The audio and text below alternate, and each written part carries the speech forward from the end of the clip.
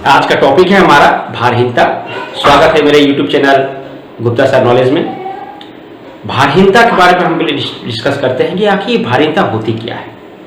कभी आपने फील किया होगा जब आप मेले जाते हैं और मेला में आप जो गोल वाला झूला होता है उस झूले में जब आप ऊपर से नीचे से ऊपर खूब चिल्लाते ऊपर जाते हैं, जैसे ऊपर से जब नीचे आते हैं तो आपकी हालत खराब हो जाती है। आपको ऐसा फीलिंग होता है कि जैसे आपका कोई ग्रेविटी ही आपकी नीचे से छीन लिया है, आपको वेट ही नहीं लगता है। ऐसा क्यों?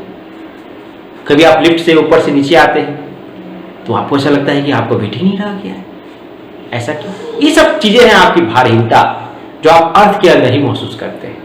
अर्थ के बाहर इंटरनेशनल स्पेस स्टेशन पे आपने देखा होगा वीडियो में कि सुनीता विलियम्स के लहराते हुए बाल लहरा रहे हैं पूरा ऐसा करके, और जो है पानी के बूंदे ऐसे ऐसे गिर रही है, उधर उधर फेंका रही है। बड़ा रोमांचकारी वीडियो लगता है, मन करता है कि हम भी पहुंच जाए वहां। जीरो ग्रेविटी फीलिंग होती है। असल में वहां जीरो ग्रेविटी होती नहीं है, वहां जीरो ग्रेविटी फील होता है उस एस्ट्रोनॉट्स को। आखिर ऐसा क्यों होता है, इसी पर आज हम डिस्कस करेंगे इस भारहीनता के टॉपिक पे। आपने कभी फील किया होगा, ये बताइए हमको कि आपको अपना वेट महसूस क्यों होता है कि आप 60 किलो के हैं, 70 किलो के हैं। जब जितने वेट के आप होंगे उतना आप फोर्स लगाते हैं अर्थ की सतह पे, तो अर्थ की सतह क्या करता है, आपको उतना ही रिएक्शन फोर्स लगाता है, तो आपको अपना वेट महसूस होता है। ठीक है ना? जितना आपका अर्थ का सतह आप रिएक्शन फोर्स लगाएगा उतना ही आपका वेट महसूस होता है ग्रेविटी के वजह से। और न्यूटन्स के थर्ड लॉ एक्शन और रिएक्शन, जो आपका न्यूटन्स का थर्ड लॉ, उसकी वजह से जितना आप एक्शन लगाओगे उतना रिएक्शन होता है। इसी वजह से आपको अपना वेट फील होता है। जैसे आप मान लीजिए किसी व्यक्ति को खस के तमाचा मारते हो गाल पे, तो आपका हाथ भी झंझना जाता है। क्यों? क्योंकि आपने जितने फोर्स से उसके गाल में तमाचा मारा उतना ही फोर्स पे उसके गाल ने आपके हाथ पे रिएक्शन फोर्स लगाया और आपका हाथ झंझना गया। क्यों?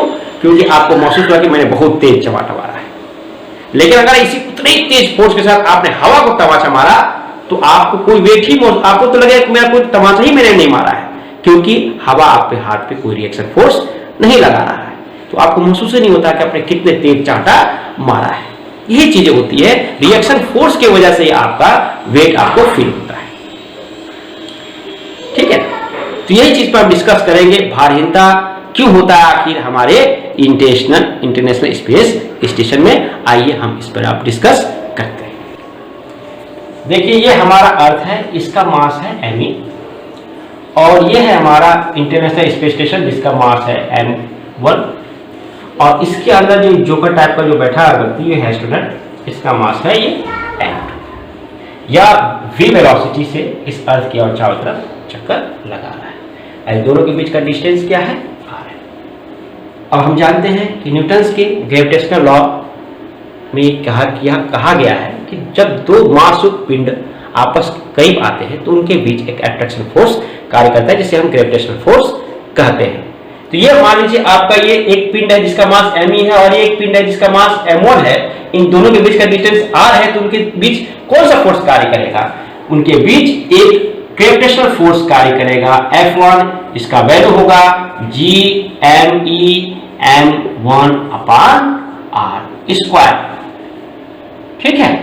और क्योंकि ये v वेलोसिटी से इस अर्थ के चारों चक्कर भी लगा रहा है, तो इस पे एक सेंट्रीफ्यूगल फोर्स कार्य करेगा जो आपका ये होगा F2 equal to m1v square upon r। चूंकि यह आपका international space station equilibrium stage में होते हुए ये इसके चारों चक्कर लगा रहा है, इसलिए ये स्थिर है और इन दोनों का फोर्स आपस में क्या होगा, बराबर। जितने फोर्स ये स्क्वायर खींच रहा है उतने ही force centrifugal force opposite direction में लगता है। आप जानते हैं इस बारे में। तो हम ये कहेंगे F1 equal to F2, it means Gme m1 upon r square equal to m1 v square upon r। m1 से m1 कैंसिल हुआ, Gme upon r square equal to v square upon r। ये है हमारा equation number 1। ठीक है? यहां तक कोई दिक्कत नहीं है आपको? हम इसको दोबारा यहां लिख लें पर Gme upon r square equal to v square upon r। Equation number 1 square मिटा देते हैं। अब हम यहां तक तो जान गए कि ये आपका ISS के बारे में था। अब ISS के अंदर जो बंदा बैठा है जिसका मास m2 है, इस पे भी तो फोर्स लगेगा, इस पे भी सेंट्रीफ्यूगल फोर्स लगेगा और इस पे भी ग्रेविटेशनल फोर्स लगेगा। इसके अलावा एक और फोर्स लगेगा क्योंकि यह एस्ट्रोनॉट इस ISS पे बैठा है, खड़ा है, तो इस पर इसके वेट की वजह से एक रिएक्शन फोर्स भी कार्य करेगा जो इस ग्रेविटेशनल फोर्स के ठीक अपोजिट होगा। इट मींस कौन कौन से फोर्स लगेंगे मैं आपको बता रहा हूं। पहला तो हमारा ग्रेविटेशनल फोर्स लगेगा GME m2 अपान r स्क्वायर, क्योंकि ये डिस्टेंस इसके अंदर ही है इसलिए इसमें कोई परिवर्तन नहीं होगा। और चूंकि यह आपका जो फोर्स है ये आपका सेंट्रीफ्यूगल फोर्स भी कार्य करेगा जो इसके ग्रेविटेशनल फोर्स के ही बराबर होगा। वो क्या होगा भाई, तो m2 v square upon r, और साथ में एक रिएक्शन फोर्स भी कार्य करेगा जिसका डायरेक्शन सेंट्रीफ्यूगल फोर्स के डायरेक्शन पे ही होगा। It means plus r। ठीक है, ये हमारा इक्वेशन हुआ। यहां से आप क्या करेंगे, पूरे इक्वेशन में m2 से डिवाइड कर दीजिए तो आएगा आपका GME upon r square, m2 cancel हो गया, यहां भी m2 कैंसिल हो जाएगा, v square upon r plus r upon m2। ठीक, चूंकि आप जानते हैं कि GME r square equal to v square upon r equation number 1 से, तो हम इसमें वैल्यू यहां रख देंगे, v square upon r equal to v square upon r plus r upon m2। यहां से ये वैल्यू कैंसिल हो गया तो r equal to m2 equal to 0। It means r equal to 0, यानी कि यहां पर इस पे जो रिएक्शन फोर्स लग रहा था उसका वैल्यू क्या है, 0 है। इसलिए इस एस्ट्रोनॉट को इस इंटरनेशनल स्पेस स्टेशन के अंदर ग्रेविटी फील नहीं होता है, वो 0 ग्रेविटी फील करता है और उसके अंदर तैरता ही महसूस करता है। ठीक है, अब आपने समझा, इस इक्वेशंस के द्वारा आपको क्लियर हो गया होगा कि इसके अंदर 0 ग्रेविटी फील क्यों नहीं होता है, 0 ग्रेविटी क्यों फील होता है, इसमें ग्रेविटी फील क्यों नहीं होता है।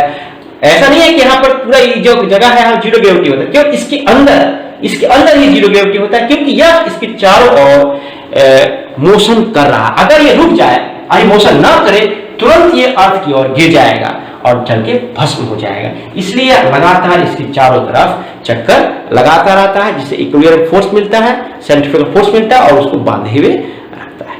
आपको ये कैसा मेरा वीडियो लगा आप बताइएगा और एक छोटा लाइक कीजिएगा और मेरे चैनल को सब्सक्राइब करिएगा। धन्यवाद।